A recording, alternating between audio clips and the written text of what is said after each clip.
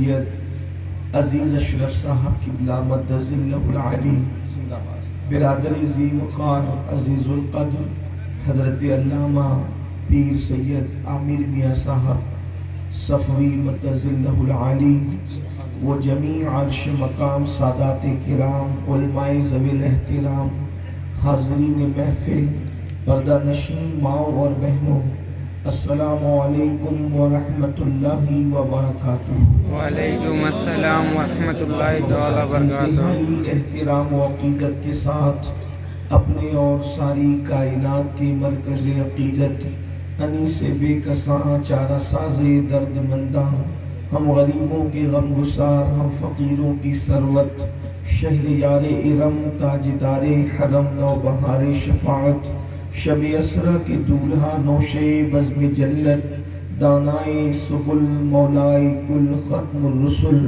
خسرو خوباں سیاحی لامکاں وجہ کن فکاں، در اللہ المکنون سر اللہ المخزون عالم ما کانا وما یکون، آب و دل انبیاء جان و دل اصفیاء، مطلع ہر سعادت مقطع ہر سیادت، خلاصہ کائنات فخر موجودات، حضور احمد مجتبی محمد مصطفیٰ، ارواحنا فدا صلی اللہ تعالی علیہ وآلہ وصحبہ وبارک وسلم کی بارگاہ بے کس پناہ میں جس طریقے سے پڑھاؤں بلند آواز سے میرے ساتھ مل کر پڑھیں۔ الصلاة والسلام علیکہ یا رسول اللہ، والسلام علیکہ یا رسول اللہ، والسلام علیکہ یا نبی اللہ، الصلاۃ والسلام علیکہ یا نبی اللہ، والسلام علیکہ یا حبیب اللہ، الصلاۃ والسلام علیکہ یا حبیب اللہ، آلک و اصحابک یا نور اللہ، وعلی آلک و اصحابک یا نور اللہ، تعالی علیہ وسلم، صلی اللہ تعالی علیہ وسلم۔ اٹھا دو پردہ دکھا دو چہرہ کہ نور باری حجاب میں ہے، زمانہ تاریک ہو رہا ہے کہ مہر کب سے نقاب میں ہے، نہیں وہ میٹھی نگاہ والا خدا کی رحمت ہے جلوہ فرما، غضب سے ان کے خدا بچائے جلال باری عتاب میں ہے، کریم ایسا ملا کہ جس کے کھلے ہیں ہاتھ اور بھرے خزانے، بتاؤ اے مفلسوں کے پھر کیوں تمہارا دل اضطراب میں ہے، وہ گل ہے لبہائے نازک ان کے ہزار جھڑتے ہیں پھول جن سے، وہ گل ہے لبہائے نازک ان کے ہزار جھڑتے ہیں پھول جن سے، گلاب گلشن میں دیکھے بلبل یہ دیکھ گلشن گلاب میں ہے، کھڑے ہیں منکر نکیر سر پر نہ کوئی حامی نہ کوئی یاور، بتا دو آ کر میرے پیمبر کی سخت مشکل جواب میں ہے، خدائے قہار ہے غضب پر کھلے ہیں بدکاریوں کے دفتر، بچا لو آ کر شفیع محشر تمہارا بندہ عذاب میں ہے، کریم اپنے کرم کا صدقہ لئیم بے قدر کو نہ شرما، تو اب رضا سے حساب لینا رضا بھی کوئی حساب میں ہے۔ آج کی یہ محفل ارخا شریف خانقاہ صفویہ میں حبیبیہ صفویہ میں عرس پاک کی مقدس محفل میں ہم سب حاضر ہیں۔ عرس جو ہوتا ہے وہ خوشی کے اظہار کے لیے ہوتا ہے، بلکہ عرس کا معنی ہی جو ہے اشارتاً خوشیوں کی طرف ہمارے ذہن کو موڑتا ہے، اس لیے کہ عروس کہتے ہیں دولہا اور دلہن کو، تو جہاں کوئی دلہن بنے یا دولہا بنے وہیں پر عرس ہوتا ہے، خوشیوں کا ماحول ہے۔ آپ کو حیرت ہوگی کہ موت کے دن ساری دنیا غم مناتی ہے، آپ نے کسی قوم کو ایسا نہیں دیکھا ہوگا جو موت کے دن خوشی منائے سوائے اہل سنت کے۔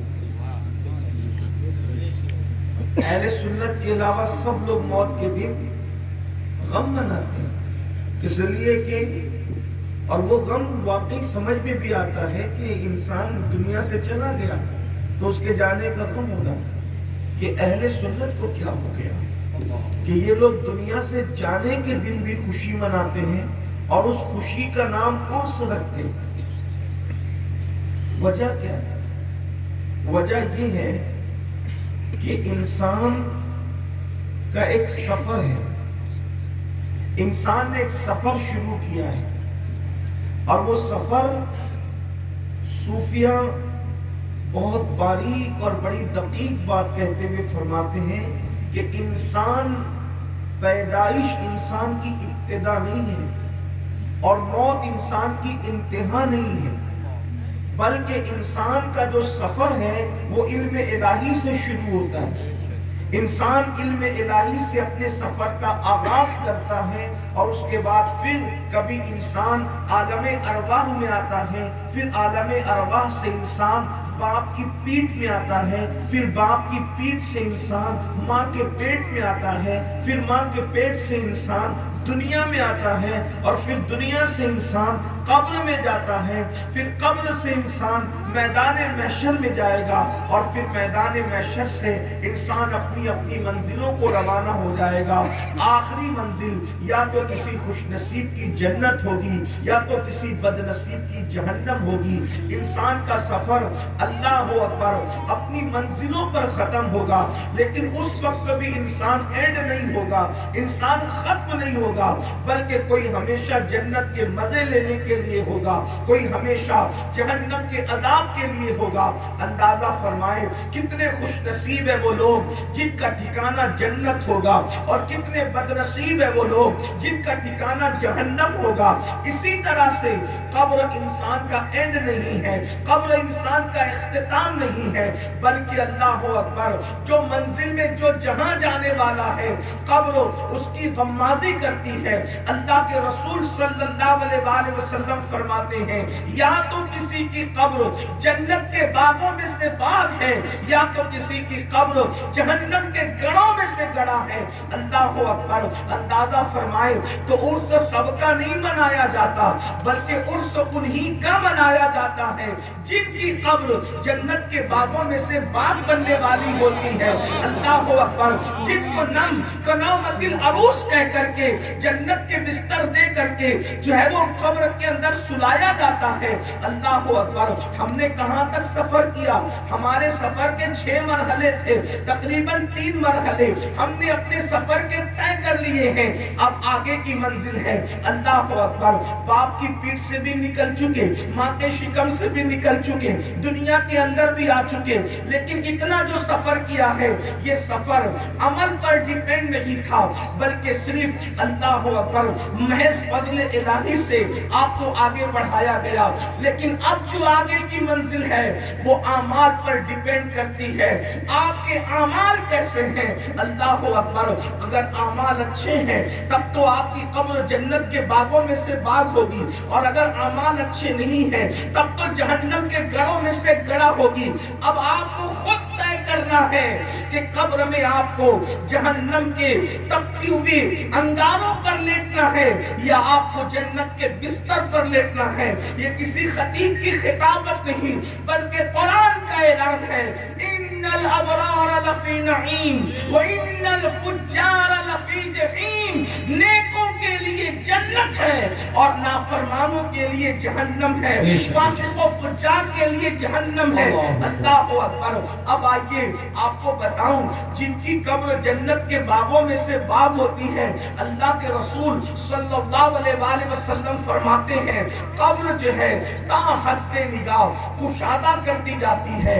ہاں ہاں وہ قبر جس کو انسان 2 گز زمین سمجھتا ہے، چھوٹی سی جگہ سمجھتا ہے، وہ چھوٹی سی جگہ نہیں ہوتی، یہ میرے اللہ کی شان ہے۔ وہ چاہے تو سوئی کے ناکے میں کروڑوں دنیا کو بسا سکتا ہے، وہ اللہ قبر کو کتنی کشادہ کر دیتا ہے، تا حد نگاہ کشادہ کر دیتا ہے۔ اور اللہ کے رسول صلی اللہ علیہ وآلہ وسلم ارشاد فرماتے ہیں اللہ اللہ قبر کے اندر باغ لگا دیے جاتے ہیں، سبز پودے اگا دیے جاتے ہیں اور انسان اس پہ چہل قدمی کرتا ہے، انسان اس پہ آرام کرتا ہے، انسان اس پہ راحت کا سانس لیتا ہے۔ بلکہ اللہ اکبر، جس کو جنت کے بستر پر سلایا جاتا ہے، کس شان سے وہ سوتا ہے، حضور کا جلوہ دیکھ کر کے آنکھیں بند کرتا ہے۔ اللہ اکبر، کوئی کہہ رہا ہے 100 سال بیت گئے، کوئی کہہ رہا ہے 500 سال بیت گئے، کوئی کہہ رہا ہے 1000 سال بیت گئے، کوئی کہہ رہا ہے 2000 سال بیت گئے، لیکن اللہ اکبر، اس حسن کی سرمستیاں کیا ہے؟ اللہ اکبر، اس حسن کامل کی سرمستیاں کیا ہے کہ انسان ان کو دیکھ کر کے آنکھیں بند کرتا ہے، اور جب انسان کو قیامت کے دن اٹھایا جائے گا تو اس کو ایسا لگے گا جیسے میں رات کو سویا تھا اور صبح کو میں بیدار کر دیا گیا۔ اتنی قبر کی طویل مدت جو ہے ایک رات میں سمٹ آئے گی۔ بلکہ اللہ اکبر، وہ رسول اعظم کا حسن دیکھ کر، آقا کا جمال دیکھ کر ایسی مستی میں سوئے گا کہ وہ تو اٹھنا ہی نہیں چاہے گا، لیکن ان اشاق کو فرشتے یہ کہہ کے اٹھائیں گے، چلو قبر میں جس کو دیکھ کر کے سوئے تھے، اب محشر میں وہی جلوہ گری کرنے کے لیے آیا ہے، تو شاق میں اٹھیں گے۔ پیر نصیر الدین نصیر نے اس کا نقشہ بڑا خوبصورت کھینچا ہے، کہتے ہیں قبر کی نیند سے اٹھنا کوئی آسان نہ تھا، قبر کی نیند سے اٹھنا کوئی آسان نہ تھا، ہم تو محشر میں انہیں دیکھنے آئے ہوئے ہیں۔ سبحان اللہ، ہم تو سبحان اللہ۔ محشر میں نعرہ تکبیر، نعرہ رسالت، زندہ باد زندہ باد۔ یہ بھی کیا خوبصورت منظر ہے کہ انسان کی قبر، اللہ اکبر، جنت کے باغوں میں سے باغ یہ کس کے لیے ہے؟ جنہوں نے اپنی زندگی اللہ کی نافرمانی میں نہیں گزاری، جنہوں نے اپنی زندگی رب کو ناراض کر کے نہیں گزاری، جنہوں نے اپنی زندگی گناہوں میں نہیں گزاری۔ آپ تصور کریں حضور کے جلوے کو۔ بلکہ میں تو لوگوں کو کہتا ہوں، عاشقوں، ہمارے نزدیک مدینے جانے میں اتنی خوشی نہیں ہوتی جتنی مر جانے میں ہوتی ہے۔ اس کی وجہ یہ ہے، مدینے منورہ جاؤ تو صرف گنبد نظر آتا ہے، لیکن مر جاؤ تو گنبد والے مصطفیٰ جان رحمت نظر آتے ہیں۔ سبحان اللہ۔ کیا حسن ہے، کیا جمال ہے، کیا کمال ہے۔ اللہ اکبر، نماز پڑھ رہے ہیں، بے دیکھے ان کو پڑھ رہے ہیں، کلمہ پڑھ رہے ہیں، بے دیکھے ان کو پڑھ رہے ہیں۔ اللہ اکبر، نعتیں پڑھ رہے ہیں، بے دیکھے پڑھ رہے ہیں، صلاۃ و سلام پڑھ رہے ہیں، بے دیکھے پڑھ رہے ہیں۔ مگر قربان جاؤ مسلمانوں، جب مر جاتا ہے انسان تو حضور علیہ السلام کو دیکھنا نصیب ہوتا ہے، ماتے کی آنکھوں سے حضور کا جلوہ نظر آتا ہے۔ اور میرے امام فرماتے ہیں جب قبر میں آقا تشریف لاتے ہیں، اچھا ہم لوگ وہ عقیدے والے لوگ ہیں، ہم یہ کہتے ہیں کہ حضور قبر میں تشریف لاتے ہیں اور آتے ہیں اور نظر بھی آتے ہیں، اور جب وہ آ جاتے ہیں تو پھر نقشہ قبر کا یوں بدل دیتے ہیں، قبر میں لہرائیں گے تا حشر چشمے نور کے، جلوہ فرما ہوگی جب طلعت رسول اللہ کی۔ یہ ان کی زندگی ہے جن کے عرس منائے جاتے ہیں، اور فرشتے ان کو کہتے ہیں نم کا نومت العروس، سو جا ایسے جیسے پہلی رات کی دلہن سوتی ہے، اور اس کے بعد بہت دیر تک آپ کو آزمائش میں نہیں رکھنا۔ آپ پہلے خطابات سن چکے، رات کافی ہو چکی، اس لیے میں اپنا وقت بہت شارٹ کرتے کرتے اور اختصار سے کام لیتے ہوئے اب آگے کی طرف دوسرے رخ کی طرف بڑھتا ہوں۔ یہ تو نیکوں کی قبر ہے، یہ تو ابرار کی قبر ہے، یہ تو عاشقان رسول کی قبر ہے، یہ تو اللہ رسول کے فرما برداروں کی قبر ہے۔ لیکن ایک دوسرا رخ بھی ہے، اللہ اکبر، فاسقوں کی قبر، فاجروں کی قبر، نافرمانوں کی قبر، اللہ رسول کی نافرمانی کرنے والوں کی قبر، دین کو پیٹ کے پیچھے ڈالنے والوں کی قبر، جرائم کرنے والوں کی قبر، راتیں اللہ کی نافرمانیوں میں گزارنے والوں کی قبر۔ ان کی قبر کا کیا حال ہے، ان کی قبر کی کیفیت کیا ہے؟ اب ذرا تھوڑی دیر اس کو سماعت کر لیں۔ اللہ کے بندو، یہ موج مستی کی دنیا نہیں ہے، اللہ کے بندو یہ جرائم کرنے کے لیے دنیا نہیں ہے، اللہ کے بندو اپنے اپنی مرضی کے مطابق زندگی گزارنے کے لیے دنیا نہیں ہے۔ اللہ کے بندو، مسجدوں کو ویران کرنے کے لیے دنیا نہیں ہے۔ یہ دنیا کھیل کود کے لیے نہیں، یہ دنیا لہو و لعب کے لیے نہیں، یہ دنیا عیاشیوں کے لیے نہیں، یہ دنیا آوارگیوں کے لیے نہیں، بلکہ یہ دنیا تو اللہ کی عبادت کے لیے ہے۔ یہ تو دارالعمل ہے، دارالعمل۔ جنہوں نے راتوں کی نیندیں قربان کی وہ قبروں میں سکون سے سو رہے ہیں۔ جو تہجد کو بھی اٹھتے تھے وہ تو قبروں میں سکون سے سو رہے ہیں۔ اللہ کے رسول علیہ السلام نے خود فرمایا، اگر قبروں کا سکون چاہتے ہو، قبروں کا سکون دو چیزوں میں ہے۔ اللہ کے رسول نے فرمایا قبروں کا سکون دو چیزوں میں ہے۔ گھروں میں سکون کے لیے ایئر کنڈیشن لگانے والوں، گھروں کے اندر نرم نرم گدے سجانے والوں، یاد رکھو قبر میں کوئی ایئر کنڈیشن نہیں ہے، قبر میں کوئی نرم گدے نہیں ہے۔ آقا ارشاد فرماتے ہیں، سچے رسول ارشاد فرماتے ہیں، قبر کا سکون دو چیزوں میں ہے۔ سخت گرمی میں اللہ کی خوشی کے لیے روزہ رکھنا، اور جب سب سو جایا کرے تو رات کی تاریکی میں 2 رکعت نفل نماز پڑھنا۔ جو یہ دو کام کرتا ہے اللہ اس کو قبر میں سکون کی نیند عطا کرتا ہے، اس کو چین کی نیند عطا کرتا ہے۔ لیکن اللہ اکبر، میرے وہ بھائی جو دنیا کی رنگ ریلیوں میں، دنیا کی موج مستیوں میں، دنیا کے اندر غافل ہو گئے۔ اب آئیے ذرا دوسرا رخ قبر کا کیا ہے؟ وہ لوگ جو نافرمان ہیں، وہ لوگ جو گناہ گار ہیں، وہ لوگ جو اللہ رسول کی نافرمانی کرتے ہیں۔ میرے اور آپ کے آقا و مولا خاتم النبیین، قائد المرسلین، سید العالمین محمد رسول اللہ صلی اللہ علیہ وآلہ وسلم ارشاد فرماتے ہیں، ان کی قبر میں جب نکیرین آتے ہیں، جن کو منکر نکیر کہتے ہیں۔ منکر نکیر کون؟ وہ 3 سوال کرنے کے لیے جو فرشتے قبر میں آتے ہیں۔ پہلی بات تو میں آپ کو یہ بتا دوں، اللہ کے بندو، آج عزت کے لیے کتنے تانے بانے بنتے ہو، آج عزت کمانے کے لیے کتنی کاوشیں کرتے ہو۔ ارے ایک کام کر لو، اللہ رسول سے وفاداری کر لو، اللہ رسول سے وفاداری کر لو، نکیرین بھی تمہاری تعظیم کرتے نظر آئیں گے۔ دنیا کے لیڈر کیا ہے، دنیا کے جج کیا ہے، دنیا کے وکیل کیا ہے، دنیا کے مالدار کیا ہے، دنیا کے ثروت والے کیا ہے، اللہ اکبر، فرشتے بھی تمہاری تعظیم کریں گے۔ نکیرین حضور سے وفا کر لو۔ میرے امام کہتے ہیں نکیرین کرتے ہیں تعظیم میری، نکیرین کرتے ہیں تعظیم میری، فدا ہو کے تجھ پہ یہ عزت ملی ہے۔ حضور سے وفا کر لو فرشتے بھی، ورنہ جو لوگ اللہ رسول کی نافرمانی کرتے ہیں، آقا علیہ السلام فرماتے وہ نکیرین۔ اچھا، فرشتے بھی قبر میں آتے ہیں، کس شکل میں آتے ہیں؟ تھوڑا اس کو سن لیں، غور کر لیں۔ اللہ اکبر، سب سے پہلی چیز تو یہ ہے کہ جب انسان کو مرنے کے بعد قبر میں رکھا جاتا ہے تو اس کے لیے بہت دشوار گھڑی ہوتی ہے، بہت کٹھن گھڑی ہوتی ہے، اس لیے کہ اس کی ساری زندگی کا سرمایہ 1 سیکنڈ میں ختم ہو گیا۔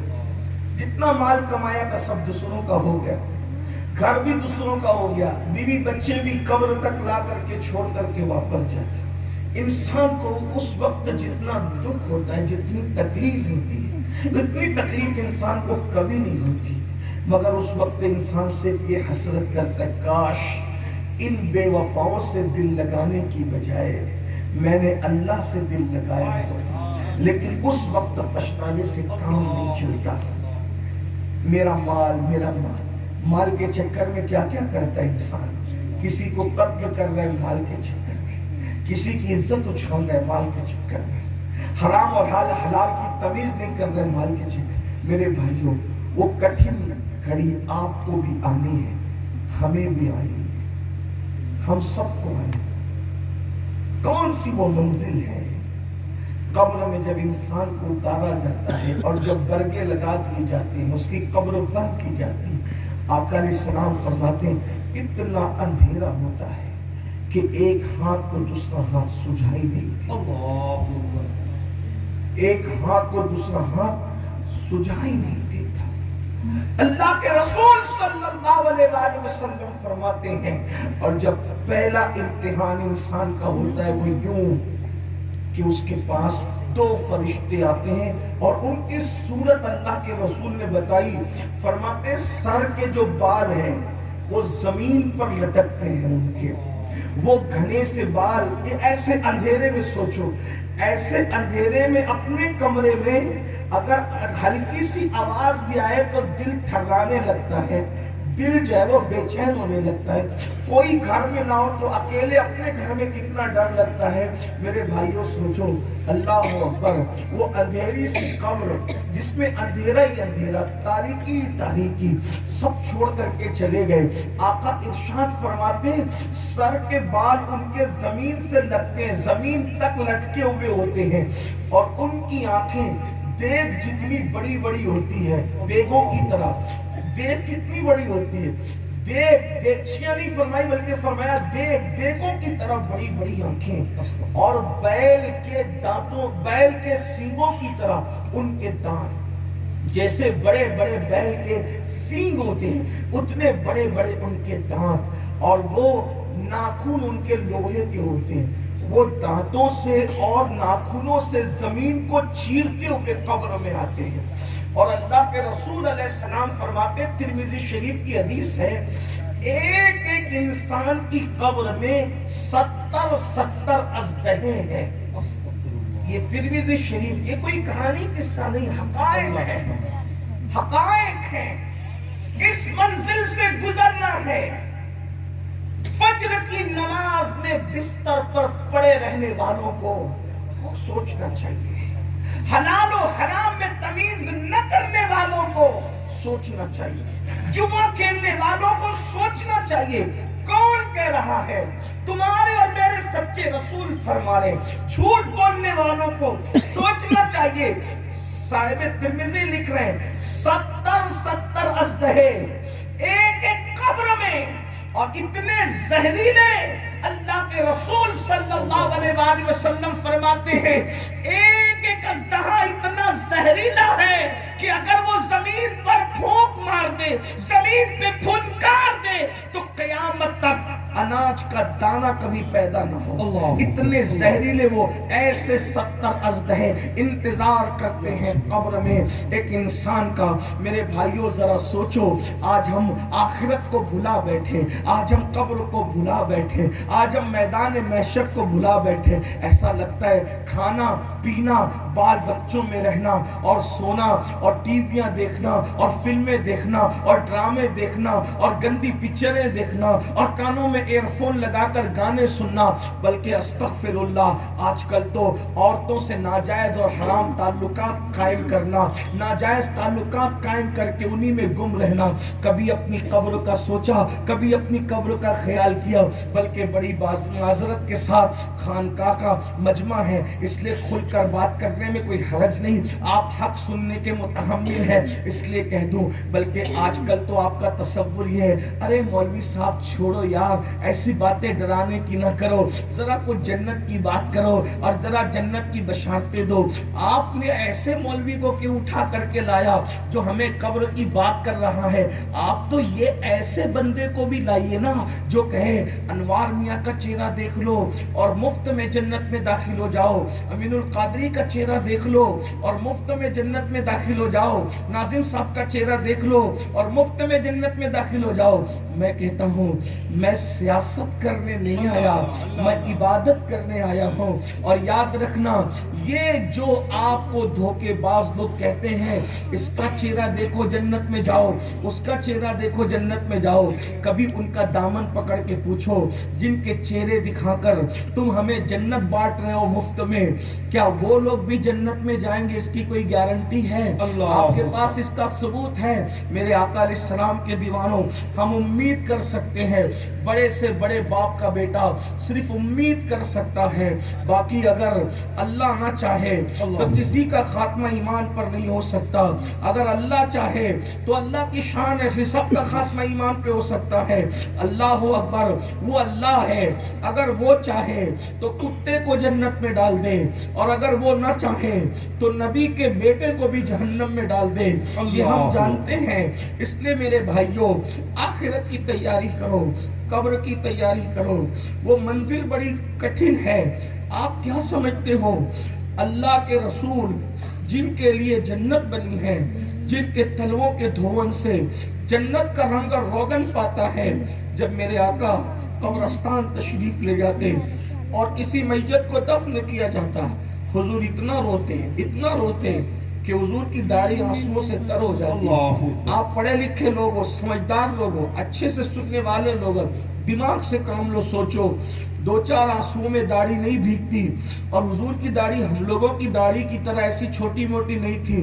حضور علیہ السلام کی داڑھی بہت گھنی تھی، ایسی گھنی تھی کہ یوں لگتا تھا جیسے چاند کو بادل نے گھیرا ہوا ہے، اتنی گھنی سی داڑھی تھی۔ اور حضور کتنا روتے ہوں گے کہ پوری داڑھی تر ہوتی ہوگی، اور صرف داڑھی تر نہیں ہوئی، علامہ جلال الدین سیوطی لکھتے ہیں کہ داڑھی تر ہو کر، داڑھی سے آنسو ٹپک ٹپک کر وہ قبرستان کی زمین پر کیچڑ ہو گیا۔ غور فرمائیں، قبر دیکھ کر کون رو رہا ہے؟ جس کے آنے سے قبر جنت بن جائے، جس کے صدقے میں جنت ملتی ہے، جس کے صدقے میں کائنات بنی ہے۔ یہ حقائق ہیں۔ شاعری کی دنیا اور ہے، جلسوں کی دنیا اور ہے، حدیث کی دنیا اور ہے، حقیقتوں کی دنیا اور ہے۔ اللہ کے بندو اپنے آپ پہ رحم کرو۔ عرس میں آنے والوں، تمہارے بھی عرس منائے جائیں گے اگر تم اللہ کو راضی کر لو۔ یاد رکھنا، اللہ کے بندو، اللہ کو راضی کرو۔ ایک بات آپ سے عرض کروں، اگر آپ عرس کے حقدار ہیں، اگر کوئی آپ کا عرس نہ بھی کرے، فرشتے آپ کا عرس کریں گے، فرشتے آپ کی قبروں پر میلہ لگائیں گے، فرشتے آپ کی قبروں پر تشریف لائیں گے۔ آپ کیا سمجھتے ہو؟ لیکن آخرت کی تیاری، اور یاد رکھنا، اگر آپ عرس کے مستحق نہیں ہو، اللہ کو ناراض کیا ہے، تو اللہ نہ کرے یہ بھی ہو سکتا ہے لوگ اوپر سے پھول ڈال رہے ہوں گے اور اندر آپ پر چابک پڑ گئے۔ آپ کون سی زندگی چاہتے ہیں؟ آپ کون سی قبر چاہتے ہیں؟ اگر اللہ کو ناراض کیا، تاج محل میں دفن ہونے پر بھی آپ کو سکون نہیں، اور اللہ کو راضی کیا، خدا کو راضی کیا، تو یاد رکھنا، اگر لوگ کچرے کی کنڈی کے پاس بھی تمہیں دفن کر دیں تو بھی تمہاری قبر جنت کے باغوں میں سے باہر ہوگی۔ اور یہ بات میں آپ سے پوچھنا چاہتا ہوں، دیکھو بادشاہوں کو کتنے اہتمام سے لوگوں نے دفن کیا تھا، لیکن آج ان کی قبروں پر کوئی فاتحہ پڑھنے والا نہیں ہے، مگر وہ خاندان رسول جس کا کوئی جنازہ پڑھنے والا نہیں تھا، جن کو کوئی گشت دینے والا نہیں تھا، جنہوں نے تو گشت دیا بھی نہیں جا سکتا تھا چونکہ شہید تھے، ان کو کوئی کفن پہنانے والا نہیں تھا، جو لاشیں کٹی پٹی کئی دن تک کے پڑی رہی، لوگ سوچ بھی نہیں سکتے تھے کہ ان کی قبر کہاں بنے گی، مگر انہوں نے خدا کو راضی کر لیا تھا، تو بادشاہوں کی اہتمام سے بنائی ہوئی قبریں مٹ گئی، اور جن کو گازریہ کے دیہاتیوں نے بنایا تھا، آج بھی دنیا کربلا میں ان کو سلام کرنے کے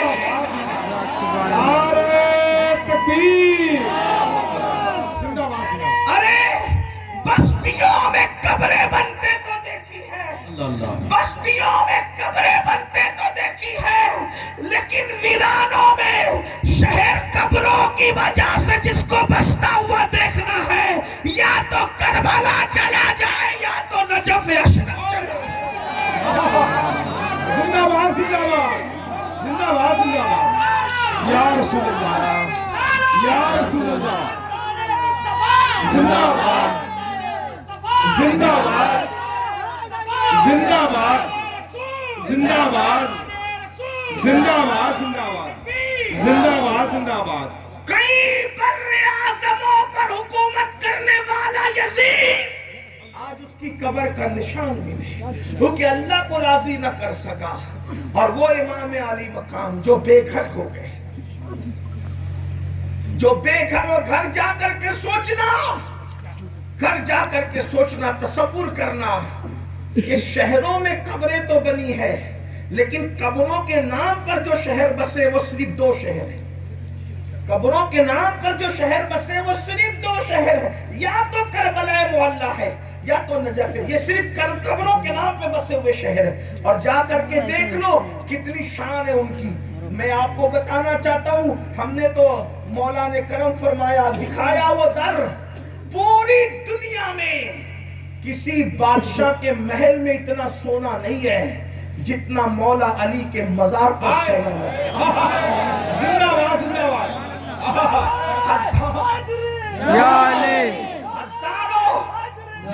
ہزاروں ٹن سونا لگا ہے، یعنی دیکھ لو، ارے موت کے بعد اگر کسی کو مالدار دیکھنا ہے تو میرے علی کو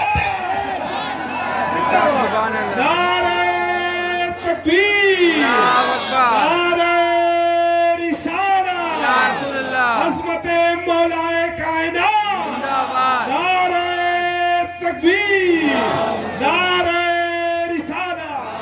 زندہ باد، زندہ باد۔ موت کی لذت چکھ کر مالدار کون رہتا ہے؟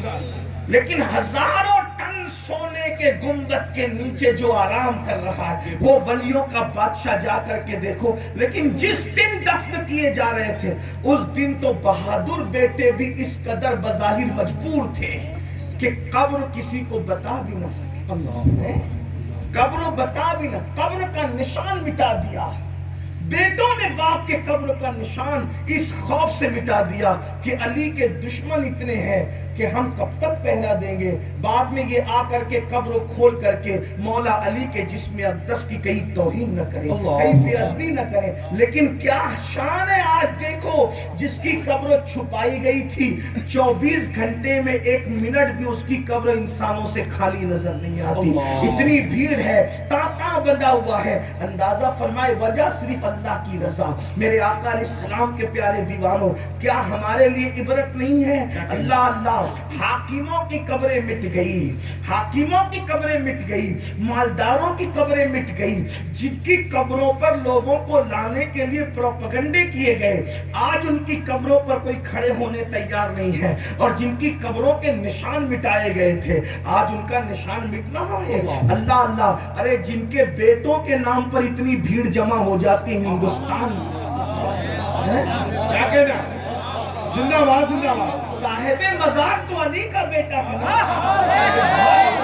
جن کے بیٹوں کے نام پر اتنے لوگ یہاں آ جاتے ہیں، ان کے بابا کے مزار پر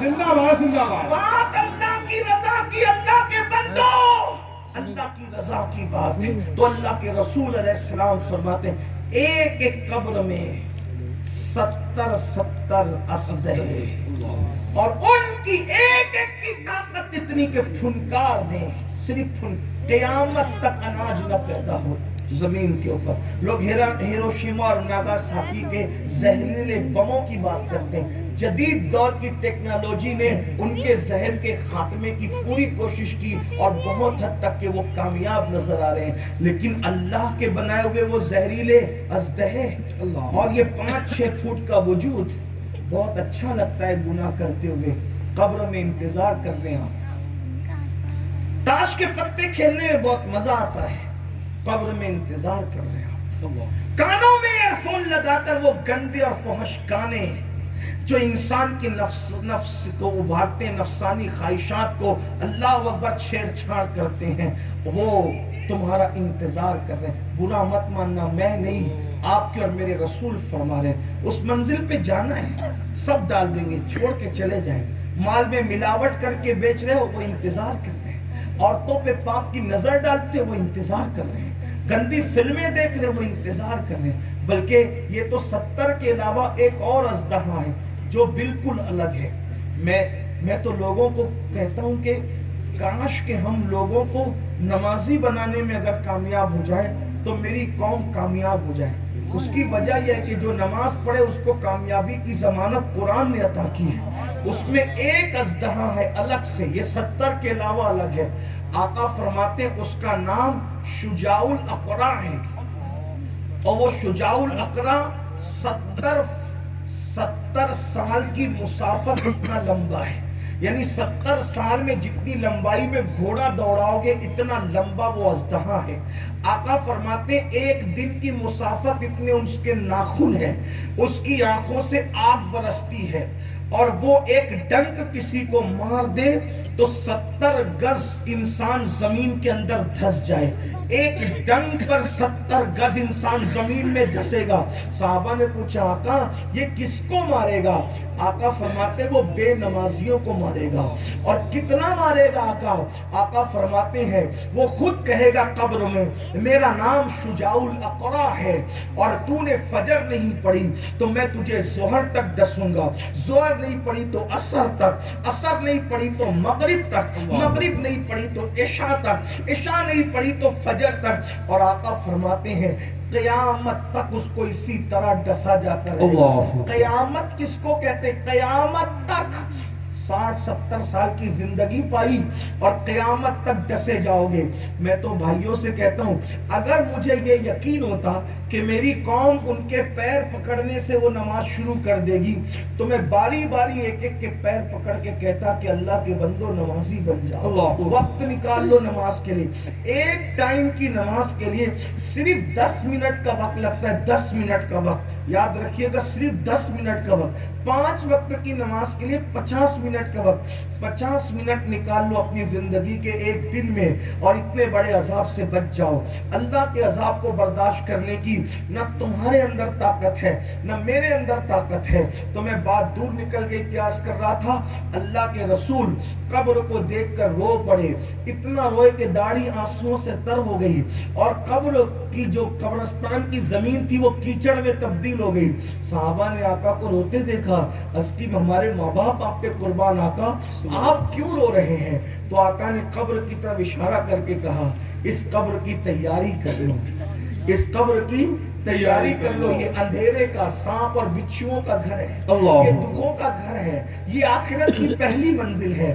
اگر تم نے اس میں کامیابی حاصل کر لی تو آخرت تمہاری کامیاب ہے. جو اس میں پھنس گیا آخرت اس کے لیے بہت مشکل ہے. کون کہہ رہا ہے؟ شافع یوم النشور کہہ رہے ہیں، شفیع المذنبین کہہ رہے ہیں. میرے بھائیوں آسان نہیں ہے جو ہم نے سمجھ رکھا ہے کہ سب چلتا ہے مولانا. بلکہ ایک بات آپ کو کہوں، اللہ اکبر، اللہ اگر عذاب قبر دینا چاہے تو حضور کے دور کے لوگوں کو بھی اللہ نے عذاب میں مبتلا. سب سے بہترین انسان کون ہے؟ حضور کے دور کے لوگ، حضور کے دور. بتائیں آپ، اللہ اکبر، انہوں نے اللہ کے رسول کو دیکھا. لیکن یہ بات میں اپنی طرف سے کہوں تو آپ کو برا لگ سکتا ہے، لیکن آپ شرح الصدور امام سیوطی کی کتاب اٹھا کر کے دیکھیں.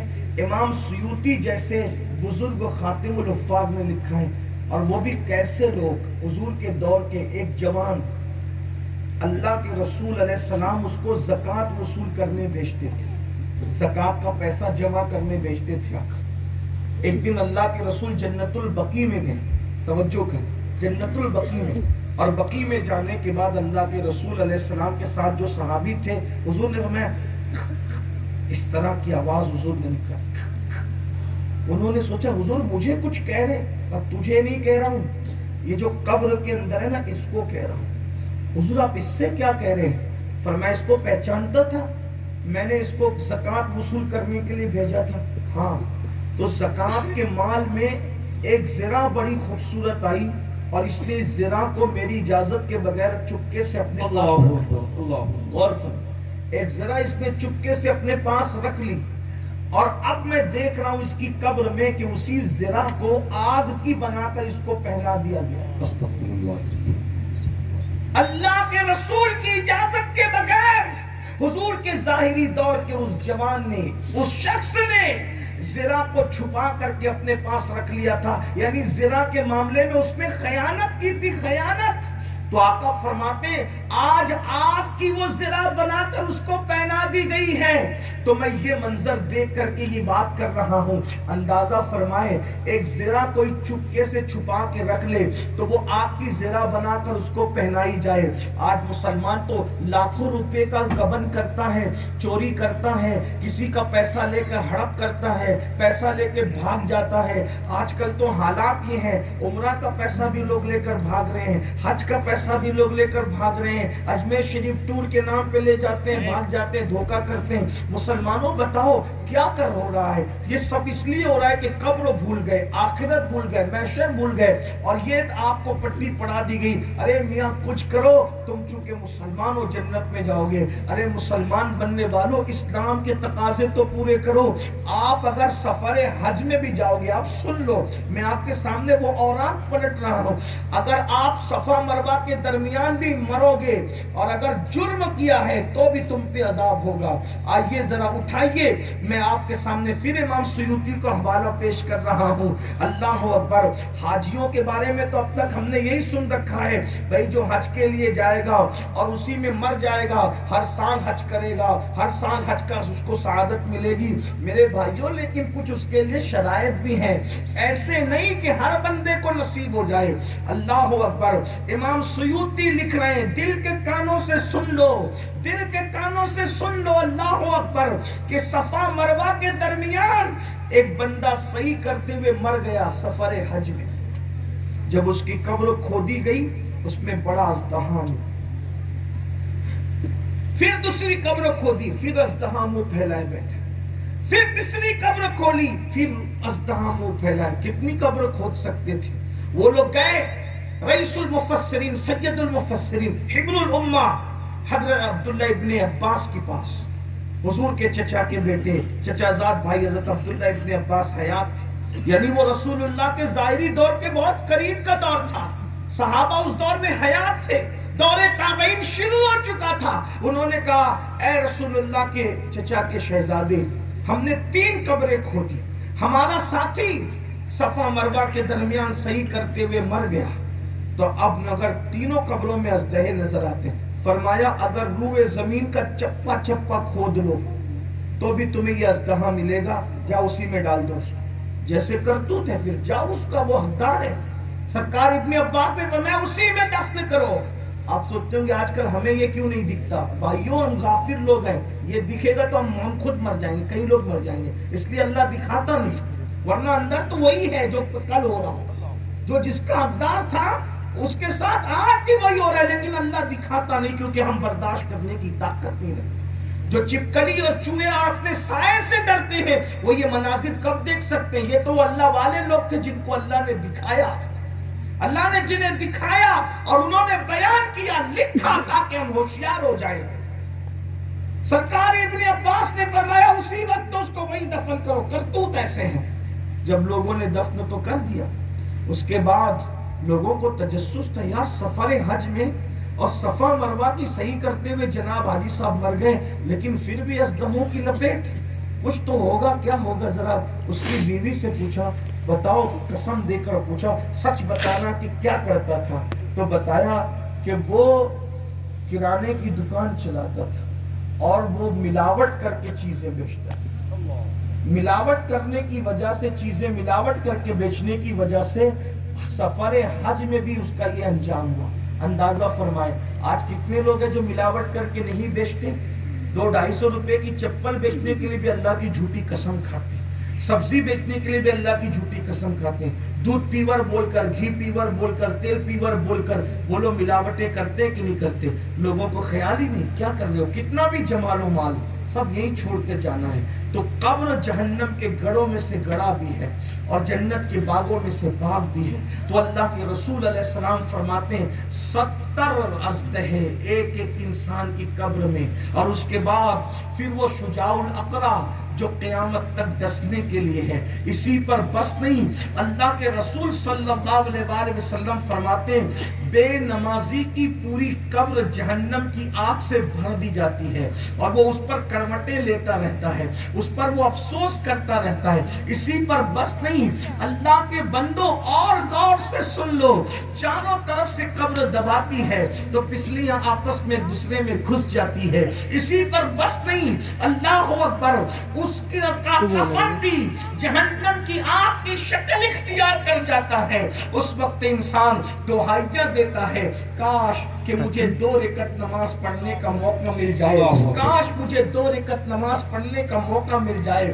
تو اس انسان کو کہا جاتا ہے بندے تجھے وقت تو دیا گیا تھا لیکن تو نے اس کا فائدہ نہیں اٹھایا. بس اب اپنی بات کو سمیٹتے ہوئے عرض کروں، میرے آقا صلی اللہ علیہ وآلہ وسلم کے دیوانوں، ہر چیز کا اینڈ اس پر ہے کہ آدمی کچھ بھی کر لے، اگر وہ سچی توبہ کر لے اللہ اس کو بخش دے، بے شک اللہ اس کو معاف کر دے. بے شک توبہ ایک ایسی چیز ہے، ابھی کل ہی شب برات گزری نا، توبہ کی رات، قبولیت کی رات. اور صرف شب برات پر توبہ موقوف نہیں ہے، انسان جس دن سچی توبہ کرے، سبحان اور جتنا بڑا مجرم سچی توبہ کر لے اللہ اسے بخش دیتا ہے، اللہ اس کو معاف کر دیتا ہے. بس بات سمیٹتے ہوئے کیسے کیسوں کو معاف کیا، اور صرف معاف نہیں کیا، ایک تو ہے معاف کرنا، ایک ہے معاف کرنا، لیکن وہ صرف معاف نہیں کرتا، توبہ کرنے والوں کو مرتبے عطا کرتا ہے، اللہ بلندی عطا کرتا ہے. یاد رکھنا،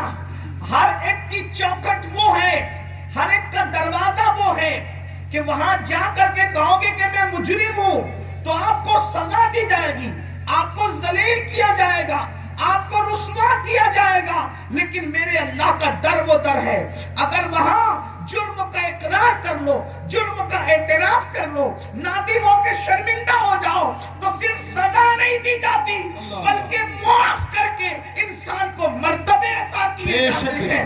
آئیے گفتگو کو اینڈ کرتے ہوئے صوفیہ کی کائنات سے ایک پھل یا ایک پھول میں آپ کے دلوں کے دروازے پہ پیش کرنا چاہتا ہوں. کہتے ہیں اللہ اکبر، سب سے بڑا جرم کون سا مانا جاتا ہے؟ سب سے بڑا جرم کون سا مانا جاتا ہے؟ روزی کے معاملے میں، رزق کے معاملے میں، کاروبار کے معاملے میں سود ہے. سود سب سے بڑا جرم مانا جاتا ہے. سود کا مطلب کیا؟ آقا علیہ السلام فرماتے سود یعنی بیاج. اللہ اکبر، سود کے آقا فرماتے 70 جزو ہے، 70. اس میں سب سے ہلکا جز یہ ہے کہ کوئی اپنی ماں کے ساتھ زنا کرے. یعنی کہ اگر اشارے میں اس کو یوں سمیٹا جائے سمجھانے کے لیے کہ سود کھانا مطلب ماں کے ساتھ 70 بار زنا کرنے کے برابر ہے، 70 بار بدکاری کرنے کے برابر. ایک اور روایت، سود کھانا اور کعبے کے اندر زنا کرنے کے برابر ہے. ایک اور روایت، جس نے ایک لقمہ کھایا گویا اس نے اپنی ماں کے ساتھ 36 بار زنا کیا. اللہ اکبر. اب اور سن لیں، سور کھانا بھی حرام ہے اور سود کھانا بھی حرام ہے. خنزیر سور کھانا بھی حرام ہے اور سود کھانا بھی حرام ہے، مگر سود کھانا سور کھانے سے زیادہ برا ہے. سور کا گوشت کھانے سے زیادہ برا سود کھانا ہے. کیوں؟ اس لیے کہ جو سور کھاتا ہے، حرام تو ہے سور، مگر سور کھانے والوں کے ساتھ اللہ نے جنگ کا اعلان نہیں کیا، مگر جو سود کھاتے ہیں اللہ نے ان کے ساتھ اعلان جنگ فرمایا ہے. اور جس کے ساتھ خدا جنگ کا اعلان کرے اسے کوئی بچا سکتا ہے، اسے کوئی امان دے سکتا ہے، اسے کوئی پناہ دے سکتا ہے. تو سن لو، کہتے ہیں کہ بصرہ کی سرزمین پر ایک جوان رہتا تھا اور جوانی میں اس کو پیسے کمانے کا شوق تھا. واللہ اللہ باللہ، میری بات کو بری طرف مت لے جانا، بے ادبی کی نیت سے نہیں بلکہ انداز بیان تاکہ لوگوں کو سمجھ میں آئے. اللہ اکبر. ایک جوان ہے، بصرہ کی زمین پہ رہتا ہے، بڑا خوبصورت ہے، بڑا حسین ہے، بڑا جمیل ہے، لیکن جوانی میں پیسے کمانے کا شوق سب کو ہوتا ہے تو اس کو بھی مال کمانے کا شوق ہو گیا اور اسی مال کے شوق نے اس کو سود کا دھندا کرنے کی طرف لگا دیا. اور اس جوان کو دنیا حبیب کہتی ہے.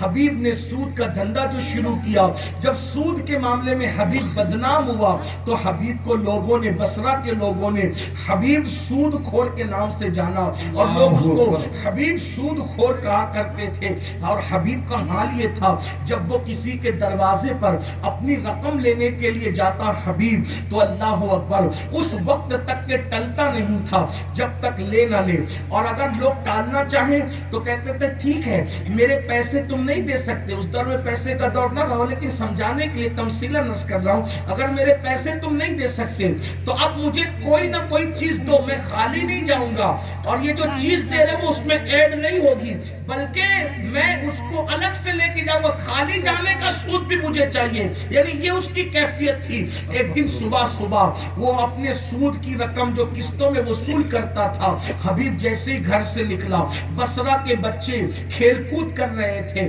ایسے میں حبیب کو دیکھ کر ان ننھے ننھے بچوں نے کہا ہٹو ہٹو، ارے بچوں ہٹو، حبیب سود خور آ رہا ہے، اگر اس کے پیروں کی گرد ہم پہ پڑ گئی تو ہم بھی بدبخت ہو جائیں گے، اللہ ہم سے ناراض ہو جائے گا۔ ننھے ننھے بچوں سے حبیب نے اپنے بارے میں سنا تو دل پہ چوٹ تو لگی، حبیب اتنے برے دن آ گئے تجھے، اتنے برے دن تو دیکھ رہا ہے کہ ننھے ننھے سے بچے بھی تجھ سے نفرت کرتے ہیں، تیرے پیروں کی دھول سے بھی نفرت کرتے ہیں، حبیب کیا ہو رہا ہے؟ لیکن اللہ اکبر، جب دل سخت ہو جاتے ہیں تو جلدی سے باتیں اثر نہیں کرتی۔ اللہ اکبر، ہم لوگ بھی تو سخت دل والے لوگ ہیں نا، اتنی تقریریں سنتے ہیں، علماء بیچارے تقریر کرتے کرتے مائک پر انتقال کر جا رہے ہیں، ان کی آوازیں بیٹھ جا رہی ہے، بیمار ہو جا رہے ہیں، دل کے مریض ہو جا رہے ہیں، لیکن ہم بدلنے کو تیار نہیں، ہم تبدیل ہونے کو تیار نہیں۔ ہاں، سننے کے لیے ہزاروں کا مجمع ہے، عمل کرنے کے لیے انگلی پہ گننے کے برابر لوگ۔ اللہ اکبر، اللہ مجھے بھی بدل دے، آپ سب کو بھی بدل دے، ہماری زندگیوں میں تبدیلی پیدا کر دے۔ بہت سخت دل ہو گئے، حرام کھا کھا کر، گناہ کر کر کے، آنکھوں کا مس یوز کر کر کے ہمارے دل سخت ہو گئے، بہت سخت دل ہو گئے۔ بکری گم ہو جائے تو رونے لگتے ہیں، بکری کے گم ہونے پہ رونا آتا ہے، نماز کے قضا ہونے پہ رونا نہیں آتا، 500 کی نوٹ گم ہو جائے تو رونا آتا ہے، نماز جیسی عظیم دولت اگر چلی جائے تو رونا نہیں آتا۔ آج اللہ ہم سے ناراض ہے میرے بھائیوں، آج اللہ ہم سے ناراض ہے، اللہ ہم سے ناراض ہے۔ اس کی سب سے بڑی نشانی کیا ہے اللہ ناراض ہونے کی؟ اللہ پاک جس سے ناراض ہوتا ہے اس سے لقمہ نہیں چھینتا، جس سے ناراض ہوتا ہے اس سے عبادت کی توفیق چھین لیتا ہے۔ اللہ اکبر، اللہ نے آج ہم لوگوں کو عذاب میں مبتلا کر رکھا ہے۔ بنی اسرائیل کے دور میں ایک جوان تھا، وہ بہت پاپی تھا، گنہگار تھا۔ جب اللہ کے نبی نے کہا نا کہ گنہگاروں کو اللہ عذاب دیتا ہے عذاب، تو اس نے گھمنڈ اور غرور کے نشے میں کہا مجھے تو اللہ کوئی عذاب ہی نہیں دیتا، دیکھو میں مال کما رہا ہوں اور مجھے کوئی بیماری بھی نہیں ہے، کوئی تکلیف بھی نہیں ہے، دیکھو دیکھو مجھے کوئی عذاب نہیں ہے، یہ نبی کیا کہہ رہے ہیں؟ تو اللہ کے پیغمبر نے اس کی مولا یہ تو میرا مذاق اڑا رہا ہے اور کہتا ہے مجھے اللہ نے کوئی عذاب نہیں دیا۔ اللہ نے فرمایا اس سے پوچھو جا کر کیا کبھی اس کو اللہ کے خوف سے رونا آیا ہے؟ کیا کبھی اس کو اللہ کی محبت میں رونا آیا ہے؟ جب اس سے پوچھا گیا اس نے کہا نہیں، میں تو کبھی نہیں رویا اللہ کے لیے۔ تو اس پیغمبر نے کہا اس سے بڑا اللہ کا عذاب کیا ہو سکتا ہے کہ اللہ نے تیرے دل کو سخت کر دیا، اللہ نے تیرے دل میں سختی پیدا کر دی۔ اپنے آپ میں ڈوب کر کے سوچو، 500 کی نوٹ گمنے پہ رونے والوں، بکری کا بچہ گمنے پہ رونے والوں، دوستوں کی جدائی میں رونے والوں، ہیرو ہیروئن کے جدائی کے مناظر فلم میں دیکھ کر رونے والوں، غزلیں سن کر رونے والوں، اور سیریل دیکھ کے رونے والوں، اللہ کے لیے رونا نصیب نہیں، اس سے بڑا عذاب کیا ہوگا؟ یاد رکھنا، تلواروں کا عذاب بڑا نہیں ہے، دلوں کی سختیوں کا عذاب بڑا ہے، اس لیے کہ تلواروں سے کاٹ دیے جاؤ تو شہید ہو جاؤ، لیکن دل سخت ہو جائے تو جہنم کے ایندھن بن جاؤ۔ اللہ کی سے ڈرو، اللہ کی بارگاہ میں گڑ گڑاؤ، کہیں اللہ نہ کرے رشتہ اتنا کمزور ہو چکا اللہ سے اور ایمان سے کہ کہیں ٹوٹنے کے قریب نہ آ گیا ہو۔ اللہ کی بارگاہ میں معافی مانگو، بہت بڑا خسارہ، بہت بڑا خسارہ، ایک دن مرنا ہے۔ تو عرض یہ کر رہا تھا کہ حبیب سود خور کو احساس تو تھا کہ بچے مجھ سے نفرت کر رہے ہیں، بہرحال وہ اپنے کام پہ چلا گیا، ایک جگہ جا کر کے دروازے پہ دستک دی اور کہا میرا آج کی تاریخ ہے، لاؤ میری رقم ادا کرو۔ آواز آئی ایک عورت کی، حبیب تمہارا انتظام کرنے میرے شوہر گئے ہیں، گھر میں کچھ نہیں ہے، ہم بہت تکلیف میں بہت پریشان ہیں، ایک کام کرو ابھی چلے جاؤ حبیب، تمہارے گھر لا کے پہنچا دیں گے، آپ بھی کے انتظام کے لیے گئے ہیں۔ حبیب نے کہا تجھے پتا ہے نا نا کہ جب میں کسی کے دروازے پہ جاتا ہوں تو اس وقت میں خالی نہیں آتا جب تک کہ کچھ لے نہ لوں، جب تک میں کچھ لے نہ لوں اس وقت تک میں خالی نہیں آتا، مجھے کچھ نہ کچھ چاہیے۔ تو اس عورت نے کہا ایک کام کرو، میرے شوہر بکری کے سر اور پیر کسی سے قرض لائے تھے، 3 دن کا گھر میں فاقہ تھا، ایک کام کرو ہم وہ پکانے کی تیاری کر رہے ہیں، تم لے کر کے چلے جاؤ، ہم بعد میں رقم لا کے پہنچا دیں گے، اور میرے بچے بھوکے ہیں۔ حبیب نے کہا ٹھیک ہے لا وہ دے دے، تیرے بچے بھوکے رہے ہمیں کیا۔ اور اس کے بعد بکری کے سر اور پیر لے کر گھر پہنچے، بیوی سے کہا دیکھو رقم نہیں تھی تو یہ بھی مفت میں مزید سود پر سود کے طور پر ہمارے پاس آ گیا۔ بیوی نے کہا حبیب بہت ہو گیا حبیب، ایسا نہ کرو حبیب، اللہ اکبر، لوگوں کی بد دعا نہ لو حبیب۔ اس نے بہت سمجھانے کی کوشش کی لیکن ہانڈی میں وہ بکری کے سر اور پیر پکانے شروع کیے، خوشبو اٹھنے لگی، کیونکہ جب پائے پکتے تو خوشبو آتی ہے۔ دروازے پہ دستک ہوئی، دروازے پہ دستک ہوئی، دروازہ کھولا حبیب نے، ایک فقیر تھا، مرد درویش تھا، اور مرد درویش نے کہا حبیب تیرے گھر سے کتنی اچھی کھانے کی خوشبو آ رہی ہے، کچھ مجھے بھی کھلا دو۔ حبیب نے کہا ارے میں تجھے یہ بکری کے سر اور پائے دے دوں تو تو کوئی مالدار نہیں ہو جائے گا، لیکن یہ بکری کے سر اور پائے تو اگر لے لے گا اور میں تجھے دے دوں گا تو میں غریب ضرور ہو جاؤں گا، میرا نقصان ضرور ہو جائے گا۔ جاتے جاتے اس مرد درویش نے کہا اللہ اکبر، سب فقیر مانگنے نہیں آتے، کچھ دینے بھی آتے ہیں فقیر کے بھیس میں۔ اس مرد درویش نے کہا حبیب اتنا ظلم نہ کر، ایک دن اللہ کی عدالت ہے، ایک دن اللہ کی بارگاہ میں کھڑے ہونا ہے، ایک دن اللہ کی بارگاہ میں جواب دینا ہے۔ یہ کہتے ہوئے وہ چلا گیا، اور جب چلا گیا کھانے کا وقت آیا، بھوک مکمل شباب پر تھی، جیسی دسترخوان پہ ہانڈی لا کے رکھی گئی، جیسی ہانڈی کو کھولا، اب تک جس سے خوشبو آ رہی تھی، ڈھکن ہٹایا تو کیا دیکھا کہ وہ پوری ہانڈی خون میں تبدیل ہو گئی ہے، کھانا نہیں ہے بلکہ خون ہی خون ہے۔ یہ منظر دیکھ کر بیوی نے کہا حبیب میں نے تمہیں بہت سمجھایا، دیکھو یہ جو تم راستے پہ جا رہے ہو یہ راستہ صحیح نہیں ہے۔ ایک دن میں 3 حادثات، بچوں کا یہ کہنا کہ ہٹو حبیب سود کھور آ رہا ہے، چھوڑ دو چھوڑ ایسے چھوڑ، ڈنڈا ہٹا دو وہ چلا جائے۔ جی ارشاد صلی اللہ علیہ وسلم۔ ایک ہی دن میں 3 حادثہ، بچوں کا تانا دینا، فقیر کا نصیحت کرنا، اور کھانے کا خون بن جانا۔ جب کھانا خون بن گیا حبیب کا دل تبدیل ہو گیا۔ حبیب نے فیصلہ کیا، بیوی سے کہا میں توبہ کروں، میں بدل جاؤں، زندگی میں انقلاب لے آؤں، بہت ہو گیا۔ بچے تانا دیتے ہیں، فقیر دروازے پہ بھیک مانگنے آتے ہیں، نصیحت کرتے ہیں، ہمارے گھر کی ہانڈیاں خون میں تبدیل ہوتی ہیں، کیا یہ زندگی ہے؟ میں نے بدلنا ہے۔ اور دیکھو اللہ کا در، اتنا بڑا جرم والا معاملہ اور توبہ کی نیت، توبہ کرنا۔ اللہ فرماتا ہے جو میری طرف چل کر آتا ہے میری رحمت اس کی طرف دوڑ کر جائے۔ بے شک بے شک بے شک حق۔ حبیب نے یہ فیصلہ کیا کہ میں نے توبہ کرنی ہے، لیکن چونکہ اس دور کے لوگوں کا ذہن تھا توبہ کرنا تو کسی اللہ والے کے ہاتھ پہ کرنا، کیونکہ پھر اللہ مجھے نہیں دیکھے گا، اللہ اپنے دوستوں کو دیکھ کر اس کے صدقے مجھے بخش دے گا۔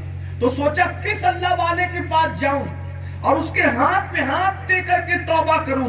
فوراً خیال آیا حبیب ارے تو ہے بڑا خوش نصیب، بصرہ میں رہتا ہے اور بصرہ کی سرزمین پر امام حسن بصری جیسا امام موجود ہے جو مولا علی کے مرید اور خلیفہ ہیں، اتنا بڑا امام موجود ہے۔ انہوں نے سیدھا امام حسن بصری کی خانقاہ کی راہ لی۔ جیسے ان کی خانقاہ میں گئے تو مجمع لگا ہوا تھا، امام حسن بصری پاک خطاب کر رہے تھے، اور ایسے پورا سر خطیب تھے امام حسن بصری کہ مولا علی فرمایا کرتے تھے بصرہ میں جب تک حسن بصری موجود ہے میں کسی کو خطاب کرنے کی اجازت نہیں دیتا۔ فرمایا سب کے منبر اٹھا دو سوائے حسن بصری کے، حسن بصری کو یہ حق ہے کہ وہ لوگوں کو واعظ کیا کرے، نصیحت کیا کرے۔ امام حسن بصری اپنی خانقاہ میں خطاب کر رہے تھے۔ ایسا نہیں ہوتا کہ جب مجمع بھر جاتا ہے تو کچھ لوگ کھڑے رہ کر کے سنتے، جیسے وہ ہمارے بھائی لوگ کھڑے ہو کے سننے، تو مجمع میں جگہ نہیں تھی، کچھ لوگ کھڑے تھے خانقاہ کے اندر۔ امام حسن بصری اپنی دھن میں اللہ کی رضا کے لیے کہتے تھے لوگوں توبہ کر لو اللہ بخش دے گا، توبہ کر لو اللہ بخش دے گا، توبہ کر لو اللہ بخش دے گا۔ پھر فرمایا ارے تم اتنے بڑے گنہگار نہیں ہو جتنا حبیب سود خور گنہگار ہے، اگر واللہ حبیب سود خور جیسا آدمی بھی توبہ کر لے انشاءاللہ اللہ اس کو بھی بخش دے گا۔ حبیب وہاں کھڑے رونے لگے، یا اللہ میں اتنا برا، اتنے بڑے بڑے ولی لوگ مجھے عبرت کے طور پہ لوگوں کو پیش کر رہے ہیں، لیکن توبہ کی نیت تھی، برا نہیں مانا۔ آگے آئے، کہا اے بزرگ یہ جو جملہ آپ نے کہا ایک بار اور کہہ دو ذرا، یہ جو آپ نے جملہ کہا، امام حسن بصری نے ابھی تک ان کو دیکھا نہیں تھا، پہچان جان کچھ، اس لیے کہ ان کی دنیا الگ تھی، ان کی دنیا الگ تھی۔ تو کیا ہوا؟ وہ کہا کہ ایک بار بزرگ یہ جملہ کہو۔ آپ نے ان کے کہنے پہ کہا، اگر میرے آپ جیسا کوئی ہوتا تو ناراض ہوتا، یہ کوئی مشاعرہ ہے کہ مقرر ارشاد، لیکن کہا ایک جملہ پھر کہیں۔ آپ نے فرمایا لوگوں تم حبیب خور سے، حبیب سود خور سے بڑے گنہگار نہیں ہو، اگر تم توبہ کرو گے تو اللہ بخش دے گا، بلکہ حبیب سود خور بھی توبہ کرے اللہ اس کو بھی بخش دے گا۔ پھر قریب آئے، آگے کا یہ جملہ ایک بار اور کہہ دیں، کہا واللہ اللہ اتنا کریم ہے کہ آج کی تاریخ میں اگر حبیب سود خور بھی توبہ کرے اللہ اسی قدم پکڑ لے، اگر اللہ حبیب کو بخش دے گا حسن تو آپ گواہ رہے حبیب نے آج توبہ کر لی، آج حبیب نے توبہ کر۔ کون ہو تم؟ میں ہی تو حبیب سود خور ہوں، توبہ کر لی۔ حضرت توبہ کر لی، جتنا مال سود سے کمایا سب کو واپس کروں گا، اور جو جن کو نہیں جانتا اس کے بارے میں جو حکم شرع ہے اس پر عمل کروں گا، سود کی ایک کوڑی بھی نہیں رکھوں گا اپنے پاس، سب میں دے دوں گا، جس کا جو حق ہے اعلان کرتا ہوں۔ توبہ کی، اسی وقت امام حسن بصری نے ان کو مرید کی، مرید کرنے کے بعد اب سکون تھا، زندگی میں مال میں جو سکون نہیں ملا تھا آج حبیب کو توبہ کے بعد وہ سکون۔ اور یاد رکھنا میری قوم کے جوانوں، یہ جو حرام کمانے والوں کو دیکھ کر کے تم ترستے ہو نا، ان کی کاریں، ان کا یہ، ان کا وہ، حالانکہ ہر کار والا حرام نہیں کماتا، لیکن جن کو دیکھتے ہو حرام کمانے پر کاریں یہ وہ، واللہ وہ نیند کی گولیاں لے کر بھی سکون سے نہیں سو پاتے، اور تم بھوکے پیٹ بھی سکون سے سو جاتے۔ حلال کھانے والوں کو بجلی چلی جائے تب بھی سکون کی نیند آتی ہے، ریگزاروں پر بھی نیند آتی ہے۔ کسی کہنے والے نے کہا ہے کہ سو جاتے ہیں فٹ پاتھ پہ اخبار بچھا کر، مزدور کبھی نیند کی گولی نہیں کھاتے۔ کیوں؟ اس لیے کہ جو حلال کماتے ہیں ان کو ہر جگہ سکون کی نیند آ جاتی ہے، اور حرام کمانے والے نرم نرم گدوں پر بھی چین سے سو نہیں پاتے۔ اس لیے کسی کا ظاہر مت دیکھو ورنہ ان کی زندگی میں جھانک کے دیکھو۔ یہ جتنے اداکار ہیں الا فلا فلا فلا، یہ جتنے لوگ آپ کو نظر آ رہے، نام نہیں لیتا اس لیے کہ ان کے دلوں کا بھی مجھے خیال ہے، میں ان کے بھی دل دکھانا نہیں چاہتا کیونکہ وہ بھی انسان ہے، لیکن کماتے حرام ناچ کر، سٹے کے دھندے کر کے، جوئے کے دھندے کر کے، لوگوں کی گردنیں کاٹ کے، سفید کپڑے بھلے ہی پہنے، چین بھلے ہی پہنے، زیورات بھلے ہی پہنے، سونے کی انگوٹھیاں بھلے ہی پہنے، یہ کانوں میں بھلے ہی گھومے، کچھ بھی کر لے، فلائٹوں میں سفر کریں، لیکن ان کی لائف جا کر کے جھانک کر کے دیکھو اندر سے سکون نہیں ہے۔ خدا کی قسم جو سکون تمہیں ہے حلال کمانے والوں، حرام کمانے والوں کو نہیں ہے۔ یہ بہت بڑی نعمت ہے جو بادشاہوں کو بھی میسر نہیں، جسے سکون کہتے ہیں۔ اور ایک بات کہہ دوں، حلال کمانے والے زمین کے اوپر بھی سکون سے سوتے ہیں، زمین کے اندر بھی کمانے والوں کو نہ اوپر سکون ہے نہ امام حسن بصری کے ہاتھ میں توبہ کی، سکون ملا، اور اس کے بعد روتے دھوتے گھر کی طرف گئے۔ اب بھی وہ بچے کھیل رہے تھے، اب بھی تو بچوں نے کہا ہٹو ہٹو، حبیب اللہ کا حبیب بن کر، سبحان اللہ، سبحان اللہ، حبیب اللہ کا حبیب بن کر کے کے آ رہا ہے. حبیب رو پڑے, یا اللہ صبح کو یہ کہا, وہ دور کوئی سوشل میڈیا کا دور تو تھا نہیں, اللہ اکبر, لیکن کہا مولا تیری بھی کیا شان ہے, ادھر توبہ کی ادھر لوگوں کے نزدیک تو نے محبوب بنا دیا, بچے بچے کے درمیان محبوب بنا دیا. پھر کہا اب تو بدلوں گا تو اور شان سے بدلوں گا, اور سب چھوڑ چھاڑ کر امام حسن بصری کے قدموں میں پڑ گئے. پھر کیا ہوا پتہ ہے, امام حسن بصری نے ان کو خلافت بھی دی, اور اسی حبیب کو دنیا حضرت حبیب اجمی کہتی ہے. اور یہ حبیب اجمی کون ہے؟ مولا علی کے خلیفہ کے خلیفہ, مولا علی کے مرید کے مرید. اور یہ کون ہے حبیب اجمی؟ توبہ کے بعد مرتبہ کیا ملا, غوث پاک کے پیروں میں بھی آتے ہیں, غریب نواز کے پیروں میں بھی, سبحان اللہ, سبحان اللہ, تینوں سلسلوں کے پیروں میں آتے ہیں, نقشبندی سلسلے کے پیروں میں بھی ہے, چشتیوں کے پیروں میں بھی ہے, قادریوں کے پیروں میں بھی ہے. اللہ اکبر, یہ شان ہوئی پھر حبیب کی. لیکن ان کو کیا کہتے تھے؟ اجمی. اب کیا شان ہوئی وہ سن. توبہ کس نے کرائی یاد ہے آپ کو؟ کس نے توبہ کرائی؟ بولے سب مل کے بولے, کس نے کرائی؟ امام حسن بصری نے, ہے نا. اور امام کیوں کہتے ہیں؟ مسجد کا امام نہیں, امام کا مطلب یہ علم کا امام. سبحان اللہ. اور 2 4 6 20 50 کتاب پڑھ کے کوئی امام نہیں بنتا. علم کا جب وہ بہرے بے قرار ہو جاتا ہے آدمی, تب اس کو علم کا امام کہا جاتا ہے. جیسے امام بخاری, امام مسلم, سب امام لوگ ہیں علم کے. تو کون ہے امام؟ حسن بصری. انہوں نے توبہ کرائی. اور حبیب کون؟ پہلے کی زندگی توبہ کی. پھر بھی ان کو اجمی کہا گیا. اجمی کیوں کہا گیا؟ اس لیے کہ قاری صاحبان جس خوبی سے قرآن پڑھ لیتے ہیں, اس خوبی کے ساتھ وہ قرآن نہیں پڑھ پاتے. اللہ, یعنی لہن جلی بھی نہیں کرتے تھے, جی, لہن خفی بھی نہیں کرتے تھے, مگر وہ خوبی جو قرآن میں ہوتی ہے نا, حسن کے ساتھ پڑھنا, وہ نہیں تھا. اس لیے لوگ ان کو کیا کہتے تھے؟ اجمی. اجمی کہتے تھے. اب اجمی جو ٹھہرے, ان کی بھی خانقاہ بن گئی, ان کی بھی خانقاہ بن گئی حبیب اجمی کی. امام حسن بصری کو ایک دن ان کی یاد آ گئی, تو سوچا چلو اپنے مرید سے مل. بہت دلچسپ بات ہے, اسی کے بعد میں اینڈ کر دوں گا, ختم کر دوں گا. سن لیا, بہت پیاری بات آ گئی. امام حسن بصری جیسا امام جو قرآن کو بڑی خوبی سے پڑھنا جانتا ہے, علم میں بے مثال ہے, مولا علی کے ڈائریکٹ مرید و خلیفہ ہے. سوچئے ذرا, وہ جبہ جو اللہ کے رسول علیہ السلام معراج سے لائے تھے, وہ جبہ آپ نے امام حسن بصری کو دیا, مولا کائنات کو دیا گیا. مولا کائنات نے امام حسن, یعنی وہ ہستی. جی, غور فرمائیں. امام حسن بصری کو یاد آ گئی حضرت حبیب اجمی کی, جی, تو خود ملنے کے لیے گئے. پہنچتے پہنچتے مغرب کا وقت ہو, سبحان اللہ, مغرب کا وقت ہوا, تو حضرت حبیب اجمی نے مغرب کی نماز شروع کر دی, نماز اپنے مریدوں کو پڑھانا شروع کر دی. سبحان اللہ, امام حسن بصری نے سوچا یہ ہے اجمی, اللہ اللہ, یہ اجمی ہے, بہت خوبی سے قرآن پڑھنا نہیں جانتا. یہ اجمی ہے, بہت خوبی سے قرآن پڑھنا نہیں جانتے, نہیں غلط بھی نہیں پڑھتے, لیکن بہت خوبی سے بھی نہیں پڑھتے. اور پھر میرے ہاتھ پر اتنے بڑے گناہ سے توبہ کی, اللہ اللہ, میں اس کے پیچھے کیا نماز پڑھوں. رک گئے, انہوں نے اپنی نماز پڑھ لی. بعد میں انہوں نے پڑھی, خانقاہ گئے, عشاء پڑھی تو آنکھ لگی. آنکھ لگی تو رب کا نور دیکھا خواب, اللہ کا نور دیکھا. کس نے؟ امام حسن بصری.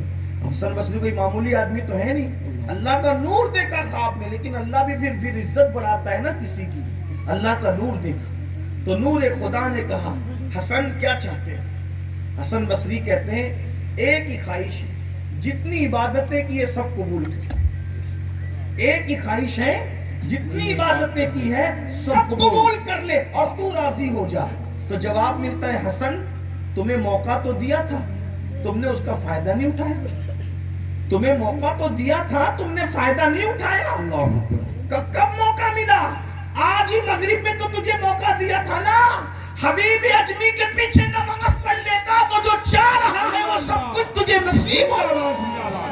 زندہ باد, زندہ باد, غور فرمائے, نعرہ تکبیر, اللہ اللہ, اللہ, توبہ کرنے والا کس مقام پہ پہنچ گیا کہ توبہ کرانے والے کو کہا جا رہا ہے. سبحان اگر تو اللہ, اس کے پیچھے 3 رکعتیں پڑھ لیتا تو جو تم اس سے طلب کر رہا ہے بے طلب سب کچھ تجھے. سبحان اللہ, یہ میرے اللہ کی شان ہے. تو جو بندہ توبہ کرتا ہے اللہ اس کو یہ مقام عطا کرتا ہے. ہم بھی خانقاہ میں آئیں, سچی توبہ کر لیں, اپنے آپ کو بدل لیں, اپنے آپ کو تبدیل کر لیں. اللہ پاک سب سے پہلے مجھے آپ سب کو سچی توبہ کی توفیق عطا فرمائے. آئیے پڑھ لیں سچی توبہ کی نیت سے استغفر اللہ, استغفر اللہ. سب مل کے, رسمی نہیں پڑھنا جی, گناہ چھوڑنے کی نیت سے پڑھنا. استغفر اللہ, استغفر اللہ, استغفر اللہ, استغفر اللہ ربی من کل ذنب واتوب الیہ. السلام علیکم ورحمۃ اللہ.